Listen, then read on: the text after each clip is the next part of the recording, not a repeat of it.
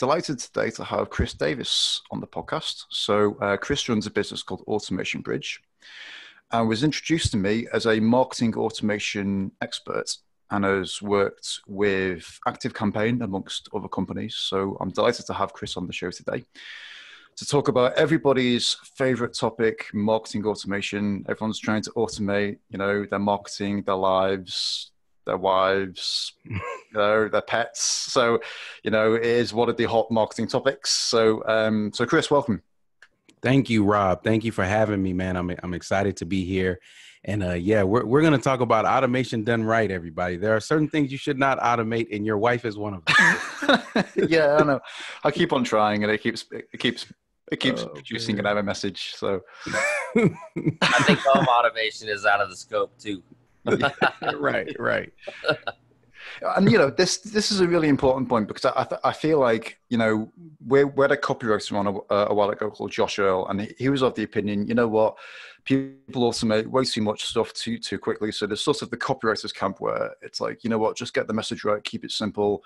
Mm-hmm. Then there is the automation camp as well, where I think you can kind of leverage things. So I'm kind of really interested to dig into the other side of how do you do it right, and what are the common ways people are doing it wrong. But before we get into that, perhaps you'd just like to tell people a bit more about yourself, but your journey to where you are today, basically. Yeah, absolutely. I'll do it in less than 5 minutes, everybody. I started my journey as an electrical engineer. So I went to school. People don't know this, but because they believe I was born with a motherboard in my hand, but I didn't know how to use a computer when I got to college. I did not know what email was. In fact, I'm going to tell this in 6 minutes because I think this story will be applicable to this podcast. I would go to the computer lab, and there were like 50 labs, of course, in the engineering computer lab. And the first time I checked my email was on a Linux system. So I was writing command lines and checking my email. I thought, smiling at all of this. This is all the stuff of dreams. Right. I thought email was like a physical mailbox. So when I logged into Linux on that computer, I thought my mail was in that computer. So I would go to the computer lab with 50 computers, 3 people in the lab. And if one person was on my computer, I would wait because I didn't know you could access on other computers, right? Yeah. So I went back to my dorm room one day and I just see my roommate. He's just typing away on email. I'm like, how did you do that? And I've had a computer in my room the whole time. And since then, I learned that you could access email from the computer in your dorm room. And from that moment on, I've just been totally immersed in everything technology. A new era was born. Right. So I did not start off understanding technology. I've always kind of been inclined to it, but I graduated from Kansas State University with an electrical engineering degree. I worked 7 years at Lockheed Martin as a firmware engineer, and that just means I programmed microprocessors. And these microprocessors were called autopilots. Yeah. So as I jump to the end of the story, I've always been in the automation space, just in different capacities. So I spent 7 years there, and that job was removed because they got cut government funding. We were a big research and development location in Akron. So after that, I said, you know what? I'm out of here, corporate world. I'm going to go be an entrepreneur. I had been watching Pat Flynn, following his blog, Brendan Bouchard. So this was around the time where internet marketing was really at its bubble. So I'm like, they were calling landing pages back then ATM pages. I was like, I need one of those ATM pages. Yeah. So the journey had started. And when the job, when I got let go, I said, you know what? I didn't need them anyway. Hello, world. I'm an engineer. I can code anything. You're welcome. Bet me the good bucks. And I soon found out that it does not work that way. It doesn't. No kidding. Right. So I started out in web development. That was my intro. That was my gateway into digital marketing. And I was competing with WordPress. I mean, WordPress had all these themes, and I was a Genesis developer. And I'm trying to convince people this is the best way to write code. It's streamlined. It's not heavy. It's using the right functions. And people didn't care about that. They just wanted their logo to appear in the upper left and their colors to be right. So I quickly understood that was of no value to me. So I got certified in Infusionsoft. At the time, Infusionsoft was one of the things where you could charge a lot more and you could set yourself apart easily if you understood. So to me, Infusionsoft was very complicated, but for me, it was very straightforward to at least pick up. Now, granted, the UI and just how they did some things like action. By the way, action sets to this day, action sets in the campaign builder, they should have just never. Anyways, all right, let me not get on the tangent. And then they had to leave it in because they could never quite wean off it as well. Right? Just multiple actions in the campaign builder one day, maybe. So that was my introduction to the startup space, was becoming an Infusionsoft a certified partner, because that opened up the door for me to work with my first startup. That was Leadpages. So Leadpages is a landing page platform. Clay Collins, I met him personally and essentially hired me on the spot. And I was able to help them raise $37 million in funding after 2 rounds. Round A, I believe it was round A. What is it? A, B, C, A1. 3 rounds. All right. 37 million. And what I realized is I looked up, and as an engineer, and Jonathan, you could probably relate to this too. As an engineer, your natural disposition is to get in the code and just create, right? Figure it out, debug, right? So when I did that, after 2 years, I look up and see $37 million in the bank. And I hadn't realized, I think I just built $1 million sales funnel, right? Like, I think this is what everybody's charging people for. I think I just did it. Yeah. So once I realized that, I said, how can I scale this? How can I get this intellect, this knowledge into as many people's hands as possible? It is not what you think it is. When I was listening to all these gurus, just put up a page, send these emails. It was a lot more involved, a whole lot more involved. And the technology landscape was starting to fragment. So that was when the all-in-one was really starting to break apart. Startups were just popping up like flowers in well-fertilized soil. And you saw that people now were creating these Frankenstein type systems, which we would later call stacks. So I said, wow, well, the market is changing. I can't tie my reputation to Infusionsoft alone anymore, because they're going out fast.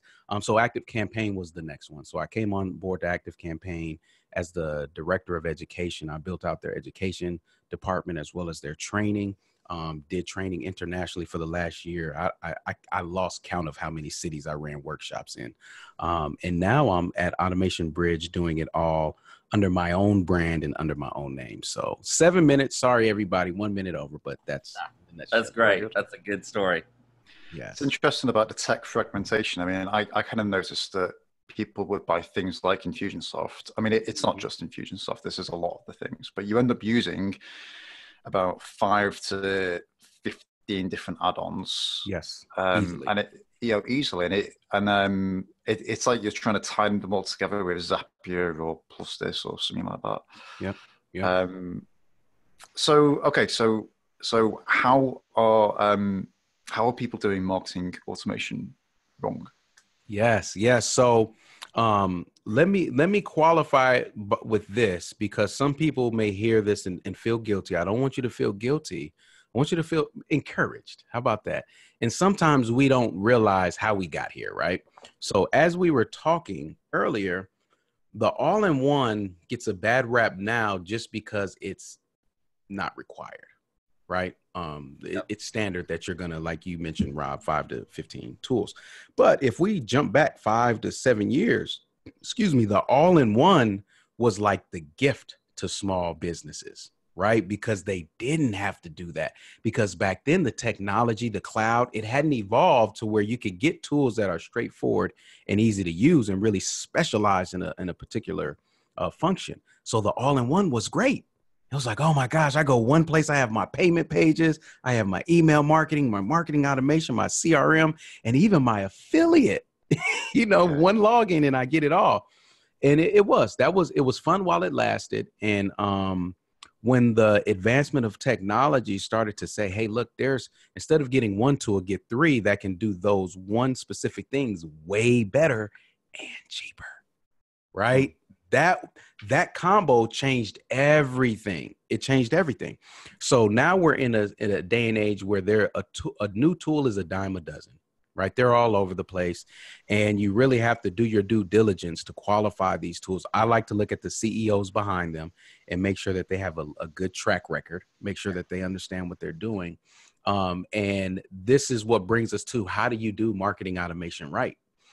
When you don't know, so I'll start by the mistake, the biggest mistake that everybody makes. And when I say everybody, my hand is up because I have to remind myself to do this, is that we're so tech ready, right? We see the tool, our eyes get big, we start to drool a little bit, and we're like, and it's a free trial here, take my money, take my email. And it's the worst thing you can do. I liken that to going to the grocery store on an empty stomach. Right? You go to the grocery store and you're hungry. Everything looks good. You're like, avocado flavored ice cream with nacho cheese and bacon. Right? You buy stuff that you would never do in your right mind.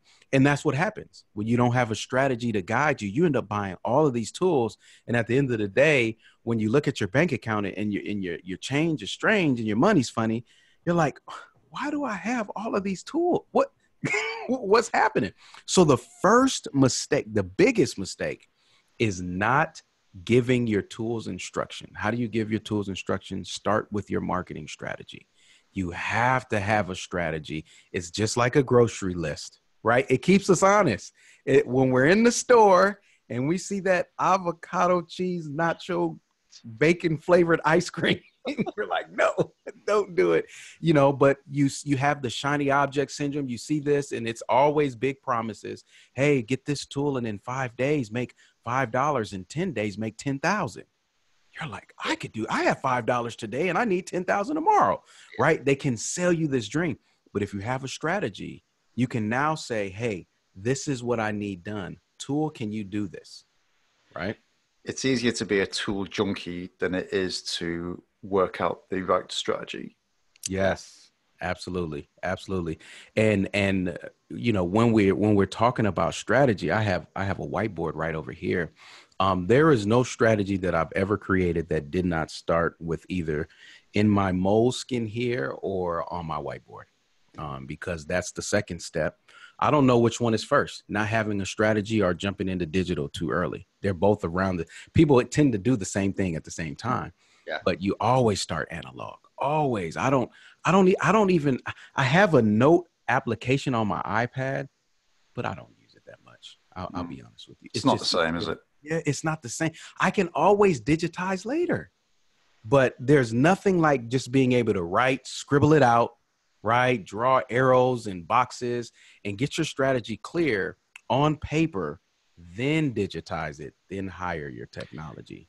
So what sorts of things are you putting in your initial strategy? Because you're not putting, plus this. Right. Yes. Infusionsoft. So what sorts of things are you putting on? I'm so glad you asked that, because when I'm mapping out my strategy, I'm not thinking about a single tool, right? At this point, if there's a paradigm shift for your listeners, your tool needs to satisfy your needs. Yeah. You don't satisfy the tool. So you never create a strategy with the tool in mind, because it'll skew it, right? And you'll be biased and you'll be limited, because as you're creating your strategy, you'll be thinking about, how do I do this in that tool? It's the worst way.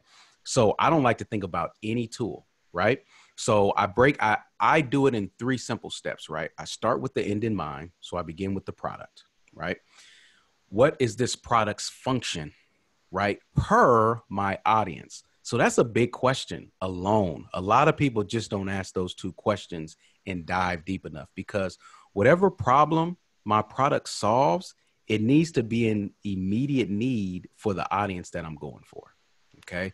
And essentially I'm defining product market fit. If I can't identify product market fit, I'm not going to continue. Okay. So if I have a product, and by the way, everybody, when I say product, my definition of a product is an idea of solving a problem that you can explain clearly. Okay. It does not have to be created or anything. But if I have an idea right now, Rob, I say, hey, Rob, I found a way to record podcasts without speaking. You hook this thing up and just think. It drives your podcast, right? That's the stuff of my dreams. Right? I would definitely buy that. Exactly. But I need to be able to communicate that. And they have tools now where you can even create mock-ups. And, I need to make this idea a reality. And if I can communicate that clearly and then get people to say, hey, I'm all for that. I think of podcasts all the time. It's talking that messes me up. You know, if I can create a following around that idea, then I'll do my third step, and that is connecting my leads to the product. Right. So I start with the product. Once I have the product, I flesh that out. And the technology I'm thinking about is a landing page. I put all that on a landing page to see how many people have this immediate pain. Once I have enough people, and enough people is subjective, right? For some people it's 50, for some people it's 500. Once I have enough people that said, hey, I have that problem right now, I'll build that. I'll build the path from lead to customer out. That's my strategy. I don't get any more detailed than that. Okay, so it's like you're problem solving for people basically, and Absolutely. You're starting with the biggest questions possible, and then you're working backwards. There you go. The most always backwards. Stuff. Yep. For anybody who fell asleep, you cannot imagine how important that actually is. So yes. I run into this all the time. What, you want me to do AdWords? AdWords doesn't work, right? And so as David Rothwell says, AdWords always works. Like it's a machine. It is going to work. Absolutely. The question is, does your business work? Does your funnel work? And I would say the top number one reason why it does not work, and I mean, this goes not just for AdWords, it goes for every kind of marketing you can do, is that people skipped exactly this step that you're talking about. Like they came up with this bacon flavored ice cream, right? Yeah. But nobody wants it. And it certainly doesn't solve a problem. And so no matter how ingenious of, the lightning bolt that hits you was, it's not going to go anywhere. And it's not the traffic's problem. It's not the funnel's problem. It's not the automation's problem. Your very baseline, market and offer is not working. Yep. And it's hard to hear for some people right now who don't want to go and do the hard work. It's really the boring work. Everybody wants the sexy. They want the nice website and they want to say, hey, look, I've got 5 million people opening my emails a month, but the success of business is really built in all of this stuff. I call it the boring areas of marketing. But once you understand how much money it makes you, it's not boring anymore. I will sit down, everybody. I actually get excited when I have a day of nothing and all I could think of is I'm going to map out my strategy. Yeah. That's like exciting to me now, right? I'm like, me and you whiteboard all day, because that time is going to provide clarity for you to execute quickly for months to years to come, So if you're a business owner listening to this, like, should you be working on your own strategy? Should you be getting help with it? Yes. Because often we're all buried in our, often it's a case that the product already exists. There are some sales pre-existing. Is it important to get some help?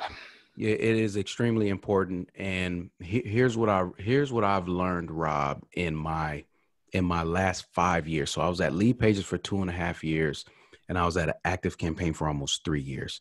And I've seen so many types of businesses.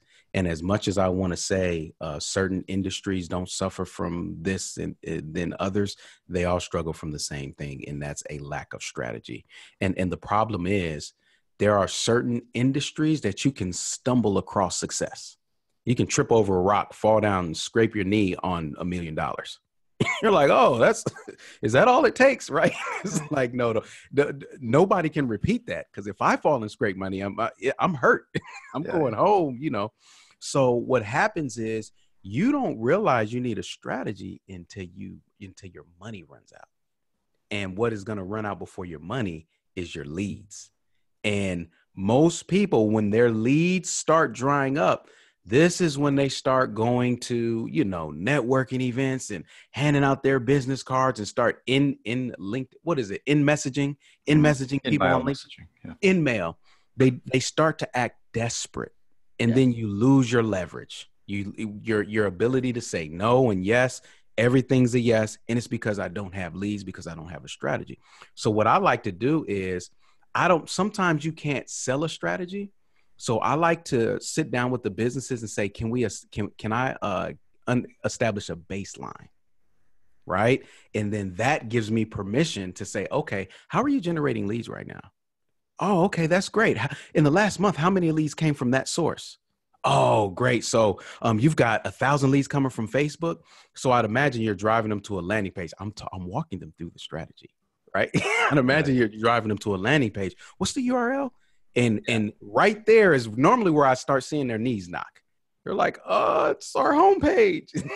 So I don't see anything, right? I just make a note like, this is your first hole, right? Like I know if you're driving paid traffic to a homepage, there is no way you're making money smart. Like it's impossible to be making intelligent dollars driving paid traffic to a homepage. It just doesn't work. But I'll continue on and I'll just walk them through. I have a baseline now. I know exactly where you're at. And now instead of saying, hey, you need a strategy, I can speak specifically to what you need. Because people think that they need the technical solution when actually they need the strategy. So you've got to find a way to give them the strategy, even if they don't knowingly buy that. That's it. It's like the smoothie. Do you guys drink smoothies? Well, I started drinking green smoothies, and the amount of vegetables that I digest in a green smoothie, I would never eat. I would never sit down and eat 2 bowls of kale, and I just wouldn't do it. So if you're going to give me what I need, you have to give it to me in a way that I'll digest it. So you need a strategy. But if I say that, that's like me giving you a bowl of vegetables. You need this. You'll be healthy. And I know it. I don't want that. I want the burger and fries. I want something that's sweet, So we got to blend that strategy in a package where they're like, oh, because the best thing a consultant can do, I do a lot of mentoring for digital marketing consultants. And I said, the best thing that your strongest asset is to ask the question for them to say, uh-oh. If they can come to that reality on their own because of a question that you asked, the door is wide open for you to step in as the strategist, the expert, and really retool and help them get to where they need to get to. I think it's tricky because marketing has become so specialized. Like there are more specialists than ever before. It's like if you go to a company that specializes in Facebook ads, they're probably not going to do the strategy. They're probably just going to sell you the Facebook ads because that's how they get paid. Yep. It takes quite an unusual consultant to take a step back and to review the wider strategy first. Yep. And you're absolutely right. I think you're probably in a position where you as the business owner have to take some responsibility for that. You can't just expect, effectively a marketing vendor to do that for you. Yep. Rob, I call it the automation ambulance. And what happens is these business owners, they try to find the shortcut and they hire the first person with a logo and a certification badge on their website and they pay top dollar. When I say top dollar, I've seen $5,000 to $30,000 spent on a consultant that promised them that they would put some automation and build out a funnel and delivered nothing. This is common. So where does the ambulance come in? Because now as an experienced marketer, you come to me, help, wait. And I'm like, okay, wait a minute. How can I not help this person bleeding? I'm a good person. You're bleeding marketing dollars. Let me help you. Let me put on my doctor uniform and help. Okay, how can I help you? Hey, I'm bleeding here and this and that. And I don't have any money. Oh, okay. Well, sorry to say, this is where the automation ambulance continues on. Continues on. And it hurts. It really does because they spend their money on people who don't know what they're doing. And by the time they reach somebody that knows what they're doing, they're out of dollars. Yep. And that's what you're saying, Rob. It not only takes a special type of marketer, it also takes them to understand what a special type of marketer even is, They almost it's like they have to have been through that failure cycle. Like they have to have been burnt once. Yep. To then realize the importance of doing the thinking in the beginning. Absolutely. And you could tell when you're talking to them, right? Because you know what you're talking about. If you say something that you know is right and you still get backlash, they haven't hit their head enough times. Yeah. They need another lump, and then soon enough lumps. And they're like, okay, what did you say? Just whatever you say, I'll do. Right. Like they start to surrender to your expertise. Yeah, and it's like we sort of operate in quite a tool-centric environment. So a lot of the questions that are being asked online are basically as simple as, is ActiveCampaign better than Ontraport or something like that? And I'm like, Yep. you know, That's the worst it's question. lacking, the question in itself isn't good enough to get a good answer. Yep.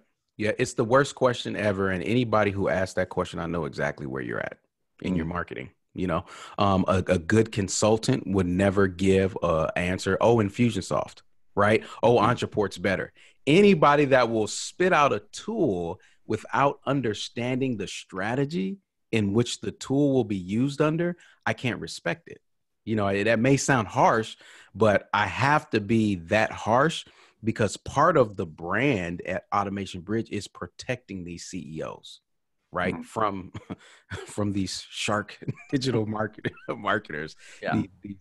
these use automation sales sales folk. Well, they sort of And tool hop, don't they? It's like they use Ontraport for a bit, and then they ditch that, and they move to something else, and then they're like, oh man, you know, I figured out, I've got it. It's HubSpot. We need to be using HubSpot.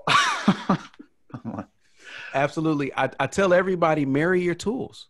Marry your tools. When you say, hey, this is the tool that I'm using for my business, you're in it. You're in it where it messes up. Listen, I have lost count the amount of times ActiveCampaign has messed up.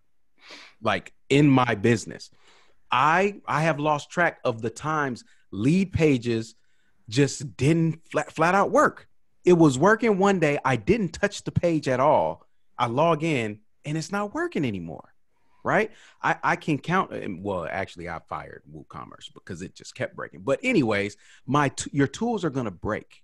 OK, but my thing is work through it.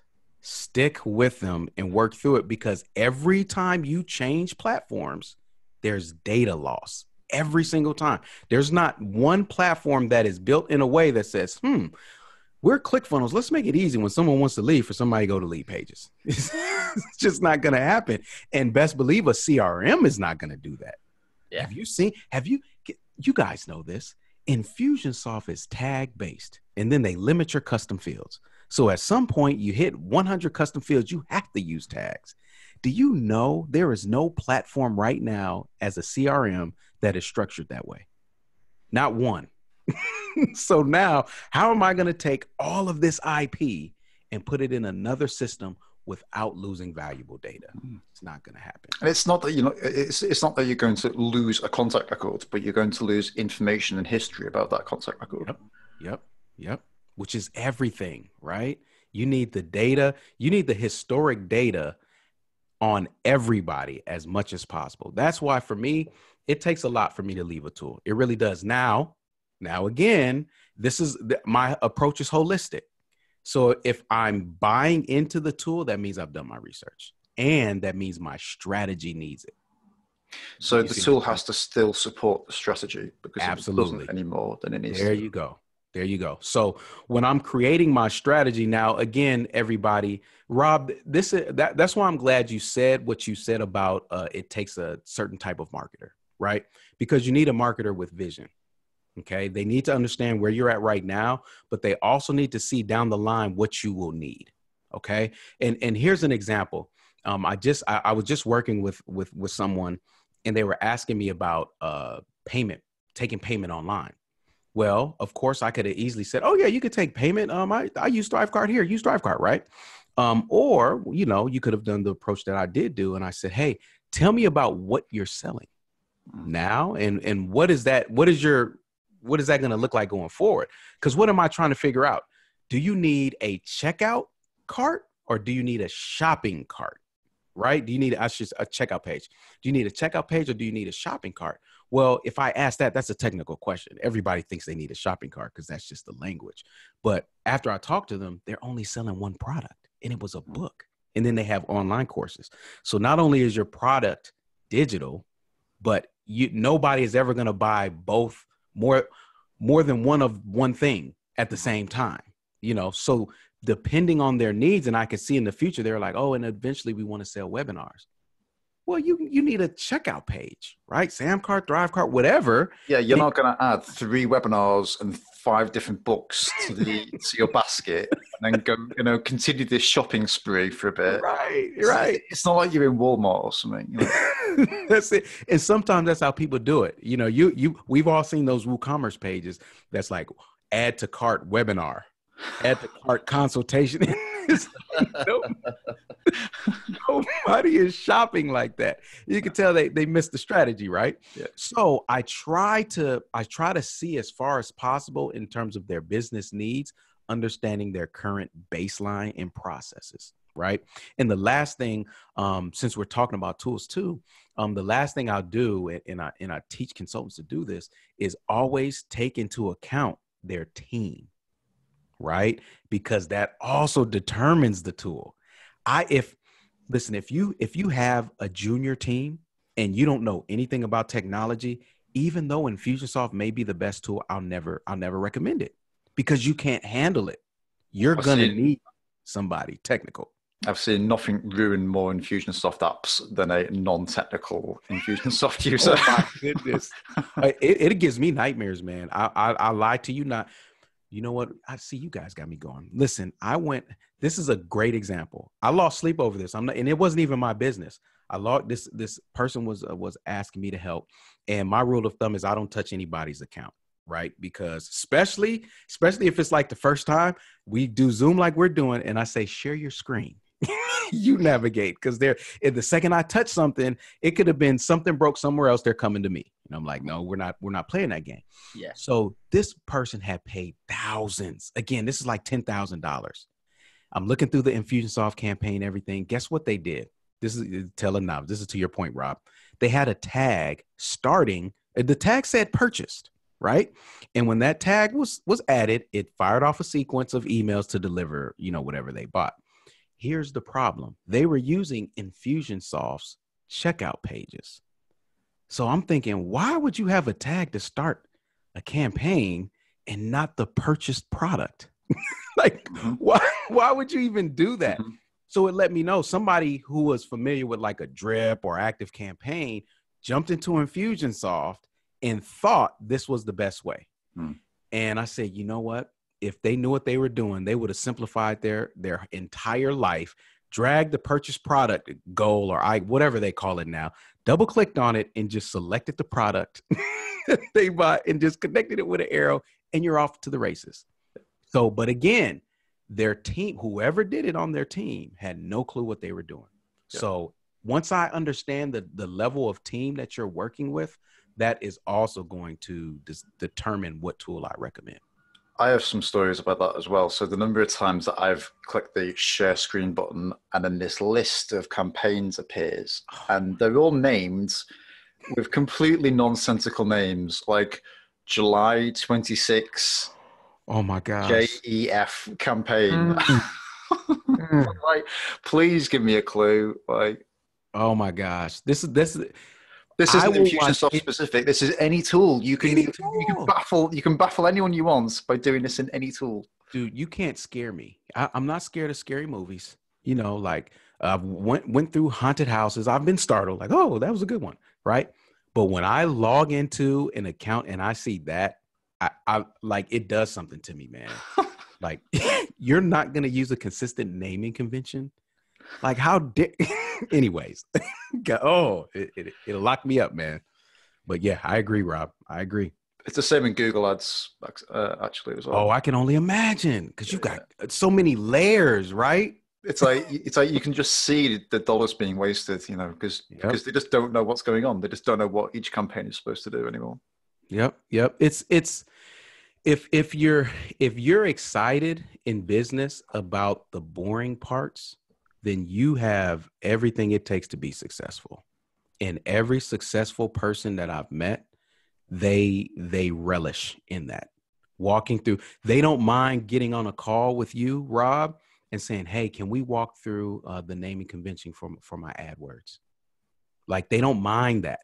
right? Because they first off, they want to see it, not that they want to understand it, but just understanding like, okay, yeah, because here's my strategy. This is the content that's working really well. And this is what we want to, whatever the case may be. They're sold on that, and they'll do it. I'm working with a company right now, and we've spent at least a month. I'm not exaggerating, man, a month. Now, hats off to this gentleman. We spent a month, and I used Airtable for this, everybody. And I like to create my segments outside of the tool. And I like to create everything outside of the tool. I'm one of those people, maybe it's the engineer in me. I don't like my IP existing in the tool alone. It makes me nervous. Everything exists outside of it, right? So we've been building out these segments using Airtable, grouping them and linking records. 30 days. And guess what? Not once, hey man, when is it going to work? Hurry up, right? He understood the process. And this company is over a $50 million company.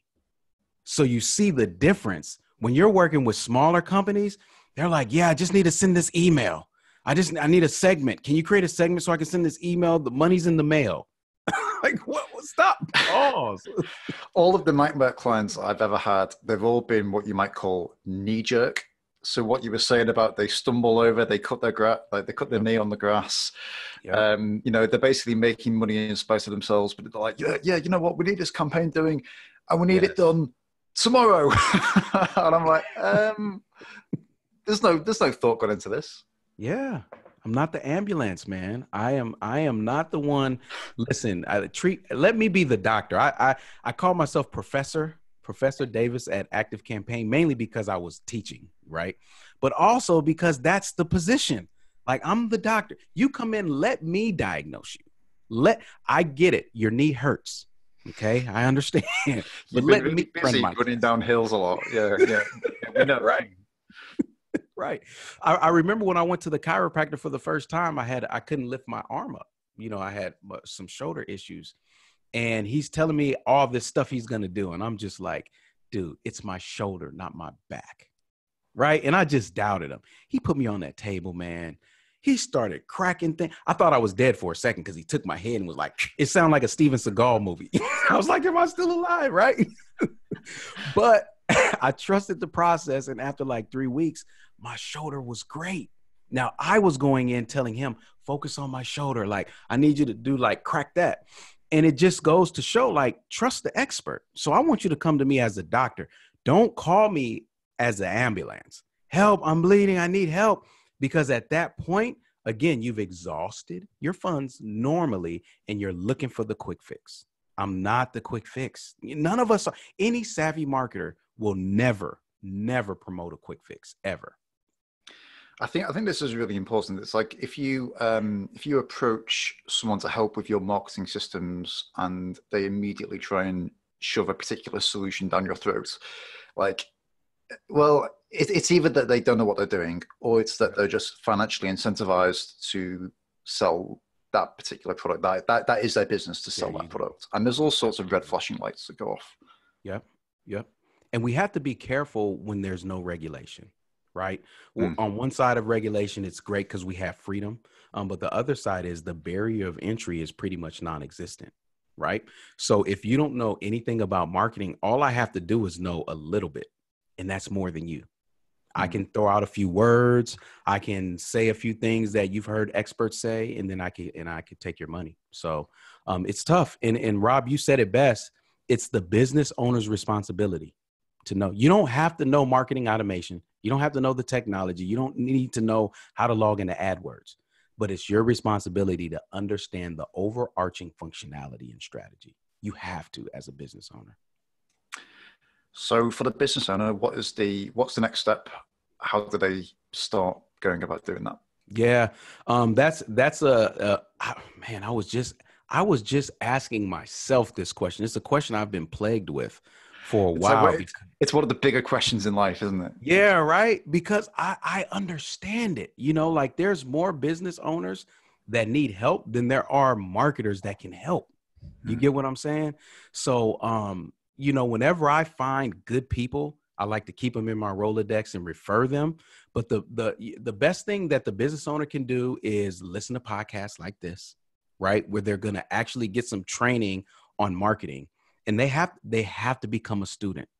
You listen, you don't need to master it, but you need to be able to manage it, right? You don't need to go in. When I do the workshops, I would say to people, I say, hey, listen, some of you should never log into ActiveCampaign, like ever. You should just don't touch it. You're not there. So when I'm speaking, I need you to be listening for understanding of the process. Others, I need you to be listening to understand how to do it for those who are listening to understand the process. And it's that matching, man. It's the marrying of the two. That's literally where I got the term bridge from Automation Bridge. Is I see the CEO. I know your needs. I know your frustration. I know where you're stuck. Digital marketer, I see your ability.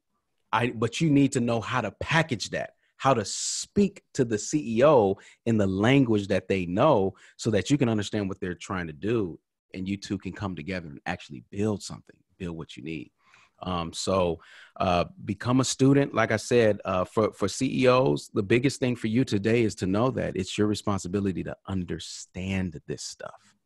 You can't outsource it, right? You can hire a freelance marketer to do some execution once you have your strategy. One of the things that I do a lot of is when I'm sitting down with CEOs, I'll map it out for them. I create they call it an implementation guide. I've been trying to find like a good marketing term for it. But it's a guide to where I've got logic flows, page flows, tool integration mappings, documentation, everything. A implementer of grade C and above should be able to take this stack of documentation and execute like they're A grade, right? So that's what I've been doing, and I've been seeing really good success with that. Right? Just minimizing the work on both ends, sitting down with the CEO. Hey, what do you need to do? Map it out. Hey, this is what it looks like. You can go to Upwork now, and hire somebody, give them these sheets, and get it done. I think with the right guidance, like you quite quickly realize how much of this you should be doing. And I see a very similar thing. So I run Google Ads workshops occasionally. Yeah. And there's always someone at the workshop who, well, first of all, they turn up with an iPad, and I'm like, shaking my head. Why have you turned up to a Google Ads workshop with an iPad? And then they can't turn it on. And then they're asking me, how do I turn it on? I'm like, oh, man, this... Can you show me my password? Yeah, literally. I'm like, this isn't going to work out. So we have people at that end of the spectrum, and then much more savvy people who want to run down conversion tracking rabbit holes, and they want to write 50 ads and stuff like that. But as long as they're all engaged with it, then they never get ripped off. Yep. That's good. And, even if they leave after if it's a day or 2 days or whatever, even if they don't leave, with the ability to do it themselves, like they're engaged enough to understand enough about it to then hire appropriate help and make better decisions. There you go. And that's honestly, that's the approach that I've seen work. Scaling it is another topic, but the market is getting, I believe I was listening to one of your podcasts. It was like, what is maze marketing? I think it was. Is that the most recent one? Sure.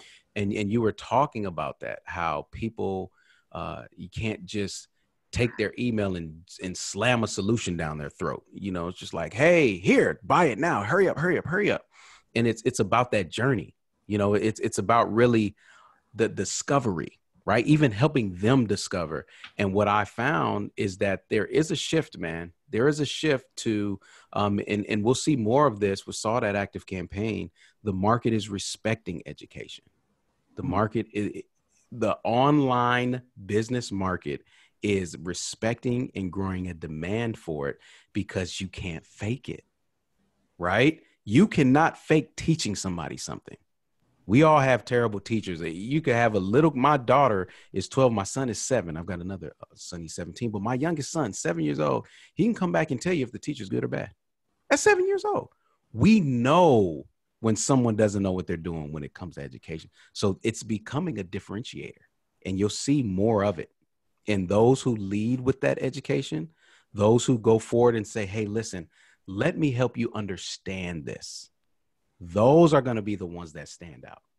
Right. And it's an intentional effort. You know, you're still going to have those. Here's the thing about marketing.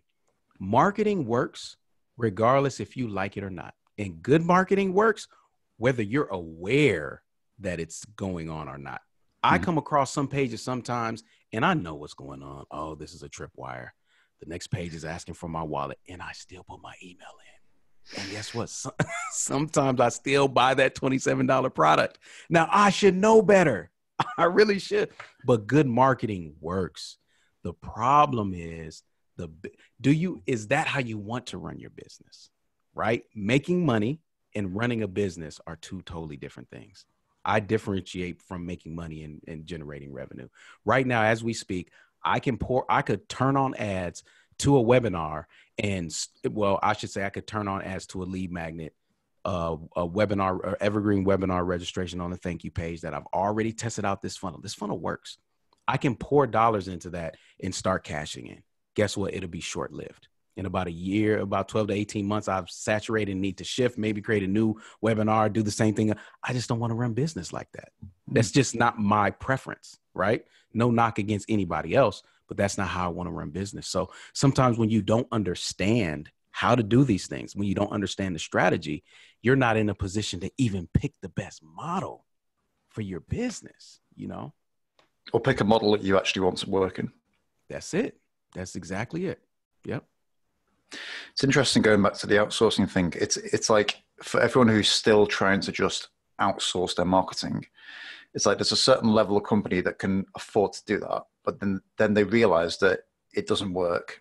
And then there's a much bigger, wider net of people who can't afford to just outsource their marketing. Yep. But that's kind of what they're looking for. They're still looking for people to just do it for them. And it's like, well, it's like you have to come to that assessment by yourself that I need to take some like responsibility for this. Yep. But then it comes back to how do you go about doing that? What model do you use? Absolutely. How does that fit with what you want to spend your days doing? You know? Yep. And again, Rob, that's the boring stuff, right? Sitting down and really getting the clarity in your business. How do I want to operate in my business? What are my goals? How am I going to get there? Right? What am I committing to learning? What am I committed to staying away from? Like really getting clear on that and staying true to it, you know? So I know I've talked a lot about like the people when they do it wrong, but man, there's so much beauty in doing it right. If there was a gift that I can give every business owner, it would be a system, implemented marketing and sales, an automated marketing and sales system in their business. And when I say that, I mean a system that is the perfect blend, right? It's maybe 40% automation, 60% manual, or vice versa, whatever the case is, because until you've had a system built and then leveraged it correctly, you don't know the joy, right? Like speaking from the stage, putting a digit out there for people to opt in, knowing that they're going to opt in and it's going to follow up with them. And by the time you get back to your hotel, you may have sales from the speech that you just gave, because the speech is aligned with what you're offering and you're segmenting them right at the point of capture, and your follow-up is so personalized. They feel like you stepped off stage and started talking to them through their phone. Until you have experienced that, you know what I'm saying? Like, until you've run a webinar, right? And at the end of the webinar, well, most people know that you don't, especially if it's high ticket, you're not closing thousands of dollars on a webinar live. You better have a follow-up. You better have a follow-up for the attendees and non-attendees, because the majority of your revenue is going to come there. If you've got a smaller price product, under $100, you can expect some sales. But anyways, so until you've done that, you've done your webinar, and the next day emails are going out to attendees and non-attendees, right? And then you wake up and you're out and you're getting those emails. Sales. Until you've experienced it. You know what there's just nothing for me. There's nothing like it. And there's no confidence to compare. Once you know the system's in place, you even sell more confidently. you're at network events, you're engaged and shaking hands more firmly. It just does something, man. Yeah, it's like having confidence in the systems that are there to support you. Yep, absolutely, absolutely. I think that goes a long way. Yep. Cool. So, how do people find out about more about Automation Bridge? Maybe stay in touch with you. Mr. Link people can go to. Yeah. I created a link just for you guys, and it's automationbridge.com/maze, MAZE. I love it. Right. And and I was thinking about the audience before I came on, and I have a free course that is going to be great for everybody. And by everybody, I mean, if you're a consultant, I want you to go through there, learn this framework and implement it. If you're a CEO, I want you to go through it. And this may be step one for you learning how digital marketing works. But it's called my engagement marketing course. And it just goes through the theory. You guys would appreciate this. I take the time and go through the theory of understanding that when you provide something of value online in exchange for someone's email address, what you're buying is their attention. And that attention expires over time. So the course walks through, how do you capitalize on that attention when it's at its all-time high? And if you have a consultant that's not following up with people in the manner that I outlined, that's your first check to say, hey, I may have the wrong consultant. Very good. Yep. So that's automationbridge.com/maze. Cool. We will put that in the show notes as well, and on all of the places that this goes out. So Great. Yeah, great. Well, thanks for coming on, Chris. I've really enjoyed this chat, and fun. Yeah, and we'll talk soon. Thank you. Appreciate it, guys. Awesome. Let me stop the recording.